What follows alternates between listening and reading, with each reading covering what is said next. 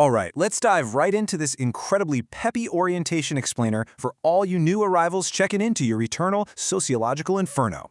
If you are tuning into this explainer, well, it means your previous existence has officially wrapped up, and you've been permanently transferred to a bizarre, horrific threshold of existence. But hey, don't swear it.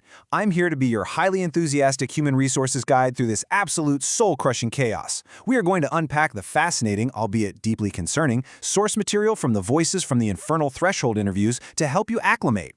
So let's make your eternal damnation a highly structured learning experience that will really synergize with your newfound endless despair. We've got a pretty packed itinerary for your onboarding today. We'll be going over wizards and terrible decisions, the memory-eating diet, fighting your own reflection, shadow ninjas ruining futures, and finally, you social hornets think you suck.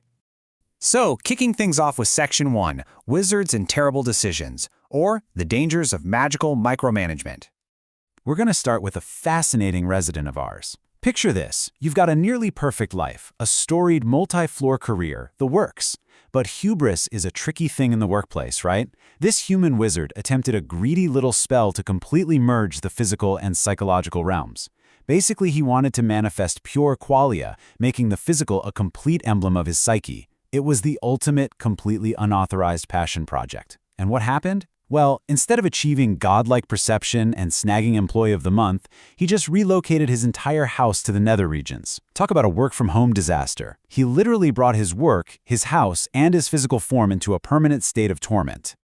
The absolutely crucial takeaway here is that his failure wasn't due to nature's chaotic determinism or some grand cosmic tragedy mandated by upper management.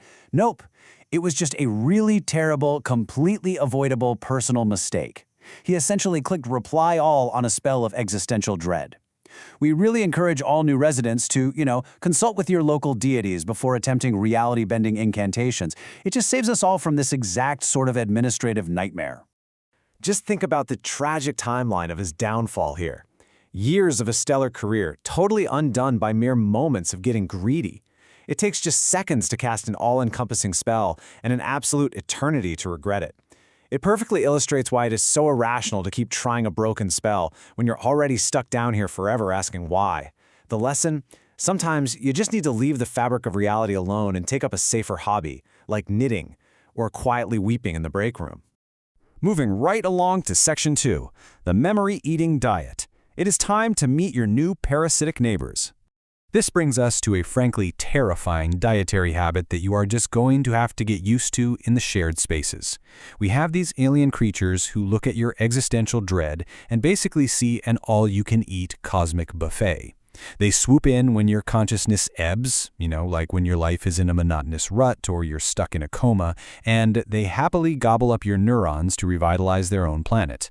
They wait right underneath the threshold of your psychology, buzzing around like interdimensional mosquitoes, just waiting for you to zone out during a staff meeting.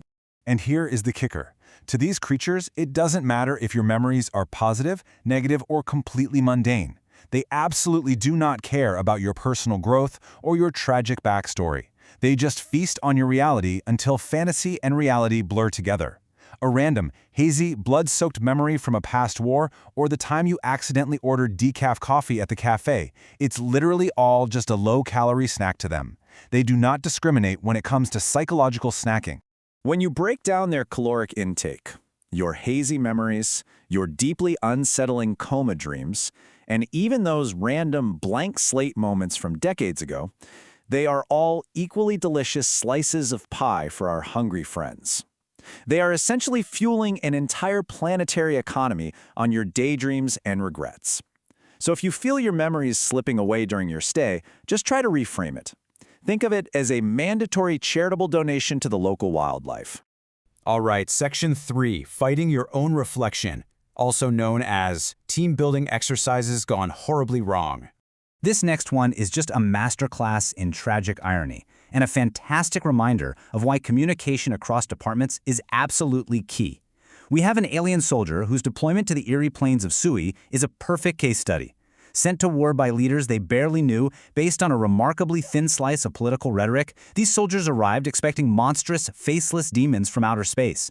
But they landed in a realm entirely made of mirrors. And the real punchline? They literally did not have eyes. They were physically incapable of perceiving their environment. Because they couldn't see, they just blindly fired their weapons, only to have their own projectiles bounce back off the mirrors. This completely tricked their internal biochemistry into believing they were under heavy, relentless attack. It's the ultimate, catastrophic misinterpretation of a situation. Turns out the real enemy wasn't some space demon, it was terrible management and a severe lack of eyeballs. You really hate to see a whole team go down because of a basic logistical oversight like that. It is a classic tale of corporate misadventure. Step 1. You get dispatched to the eerie plains. Step 2. You expect terrifying demons. And Step 3. You end up blindly firing at mirrors. It's a dystopic nightmare of their own making, fueled by a myriad of cognitive errors that led an entire army to essentially annihilate themselves. Note to self for all the managers out there, always check if your troops have eyes before sending them to the mirror dimension. It's just common sense, folks. Section 4. Shadow Ninjas Ruining Futures. Truly middle management at its finest. Let's dive into the fascinating world of the ninja, an entity that operates directly underneath the floorboards of your consciousness. Notice the sheer pettiness of these beings. Operating with absolutely zero empathy, they whisper lies into your ears at the most optimal neurochemically vulnerable times. And why? Just to utterly annihilate any possibility of a future. They are the ultimate cosmic saboteurs, binding and constraining your potential before you even get out of bed in the morning. Honestly, they're probably the reason you feel like you just can't get that big project done. Now, what's absolutely hilarious, in a bleak existential sort of way of course, is that while this destruction might seem highly calculated, on an organizational level, they are essentially brainless entities. They are heavily relying on raw, dumb, random luck to ruin your day. They destroy your future simply because they don't have to care about it. It's the absolute epitome of corporate ineptitude causing maximum damage to the end user. This is a literal sociological everlasting inferno. This artificial chronological basis injected into consciousness perfectly proves that sometimes the absolute worst suffering comes from entities who destroy simply because they do not care. It's not some grand evil master plan from the CEO of hell, it's just a bureaucratic chronological injection of hopelessness. Just think of it like the universe's most aggressive spam folder, but for your soul. Finally, Section 5. You social hornets think you suck. Let's get some constructive feedback from the swarm. So to wrap things up, let's get some high-level notes from the Hornet Monster, who freely harnesses the chaos of existence while looking down on us, pathetic ground dwellers. The Hornet points out, rather smugly I might add, that humans are barely one-dimensional. We are chained to the land by gravity and absolutely suffocating under the weight of our own biological determinism and cognitive dissonance. The Hornet buzzes freely wherever fate leads, totally embracing the madness, while we just walk in straight lines worrying about our taxes and what to wear on casual Fridays. They find it incredibly amusing that we humans view their eusocial hive mind as a sign of weakness, like they're just interchangeable, mindless drones, when in reality, they just have vastly more individuals willing to cooperate for collective survival. They look at our celebrated individualism, and they basically see a highly inefficient, psychopathic mess that can barely organize a potluck, let alone secure the survival of an entire species. When you stack up our human psychopathy against their superorganism, the Hornet brutally asks if our society's motto isn't actually just, who cares if a few die, are neglected, or hurt sufficiently until broken, as long as most don't. The Hornet considers our way of life way more of an artificial construction than their natural eusociality. Honestly, it's a remarkably scathing 360-degree performance review from a giant interdimensional bug. So, as you unpack your bags in this delightfully horrific threshold and try your best to avoid the mirror-shooting soldiers and the memory-eating parasites in the common areas, I leave you with this fun little thought to ponder during your eternal stay. Are you currently just a brainless cog in an artificial, sociologically everlasting inferno?